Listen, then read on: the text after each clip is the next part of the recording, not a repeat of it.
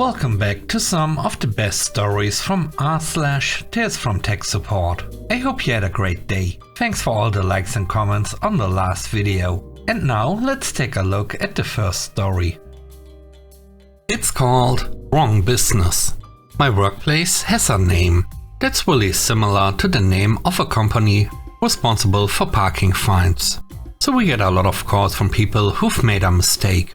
They'll Google something, misspell the name, and then hit dial. My coworkers and I always answer the phone politely, introduce ourselves, and explain the error. Most people are cool about it. They either hang up immediately or apologize and wish us a nice day. But some people are not having it. They are adamant that they've never made a mistake in their life. They only parked for a minute. It was an emergency. They were never there. And on and on. And they will not listen when we try to explain that they've dialed the wrong number. We are nice about it, but they just won't take no for an answer. They are always right. So we have a little rule. We try 3 times to tell them they've called the wrong number.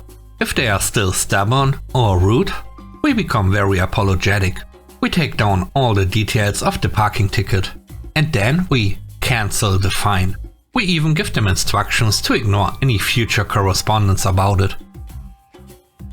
The next story is called Breathing Too Hard. I went to the gym yesterday to do a 5K run on the treadmill. I usually stand around for a few minutes, messing with my headphones, trying to figure out what to listen to. You know the drill. Next to me, there's a guy walking, looking at his phone. Whatever. I've got my headphones on, so I can tune out the world. Just as I'm about to start running, this guy starts talking on his phone. Not just talking. He's using speakerphone and holding it at that awkward angle in front of his face. I can hear both sides of the conversation over my pretty loud headphones. Annoying. I gave him a couple of disapproving looks, hoping he'd take the hint. But nope. Disapproving glances are the British version of more direct forms of communication. Still, no effect. When I run, I have a rhythm. 2 long inhales, 2 sharp exhales, timed with my steps. Normally, I try to be mindful of anyone nearby who doesn't have headphones on and keep it quiet. But not for this guy. I made sure to add a little extra noise to my breathing. About 2 minutes in, I feel him glaring at me. He angrily pokes at his treadmill to stop it, stomps off, and leaves me in peace. After that, I could finally dial back the breathing and enjoy my run without the guy's phone chat blasting in my ears. The third story is called Parking Enforcing. My grandfather passed away last year, and soon after, my mother stepped in to take care of him. In his last 3 weeks, she went through all his belongings and took the valuable items before her siblings even had a chance. She hired a wonderful nurse to help him, but she still insists that she was his sole caretaker. One thing she took was the handicap placard from his car. Despite being perfectly healthy, she started using it everywhere she went. When I told her it was wrong, she responded with, "I spent so much time caring for him. I earned it." I later found out our city has a volunteer parking enforcement program. It only took 4 hours on a Saturday to get certified, and it was free. So I started following her, whether she was going to get groceries, brunch with friends, or even going to church. I was there. With the authority granted to me by the city, I wrote her 3 parking tickets in 1 week, totaling around $1,500. Each ticket was $500. I took pictures of her car each time to have evidence, just in case. She eventually had to explain herself to a judge, claiming she'd never do it again, and asking to avoid community service. In the end, the judge let her off without it. Not the result I expected, but that's how the system works sometimes. The next story is called Wrong Number. Years ago, I kept getting calls on my direct line at work from Carl's Jr. employees about broken deep fryers. I don't know if my number was similar to their repair line, or if Carl's Jr. had listed the wrong number, or maybe it was just the same number but with a different area code.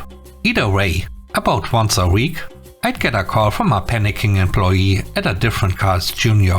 I'd explain that I didn't work for Carl's Jr., that this wasn't the repair line, and asked them to update their phone number listing.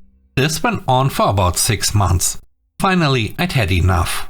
So the next time it happened, I just told the caller, I'll have someone there within an hour to fix it.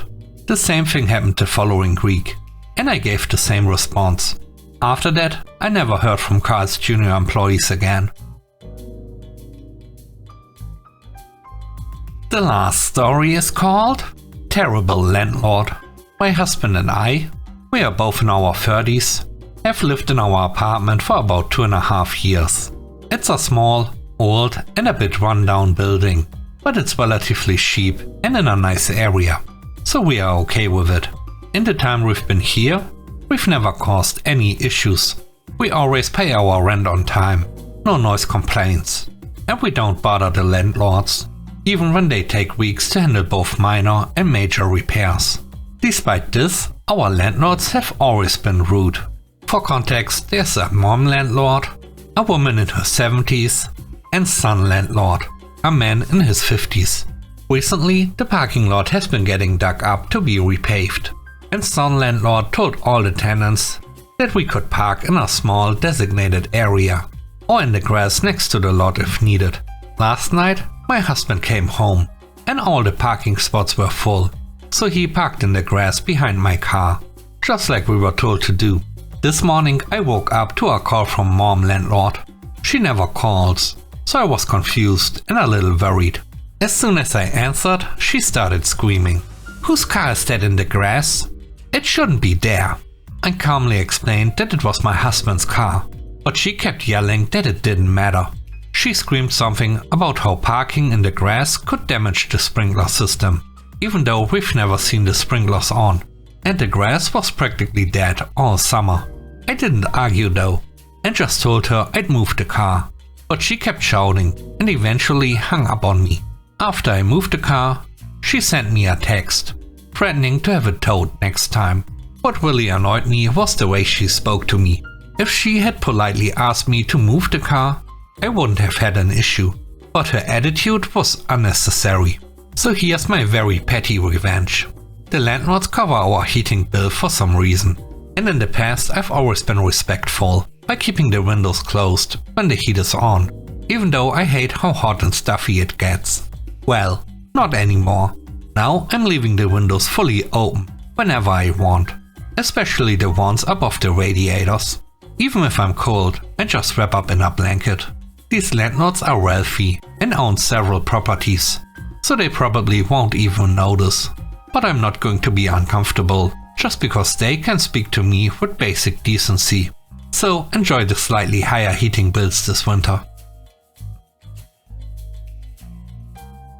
Thanks for watching the video to the end. I hope you enjoyed it. If you did, please don't forget to leave a like, comment and subscribe. And if you have time, watch another one of my videos. Also, if you want to support me further, check out the channel membership or Patreon. And now I hope you have a great day. See you soon. Bye bye.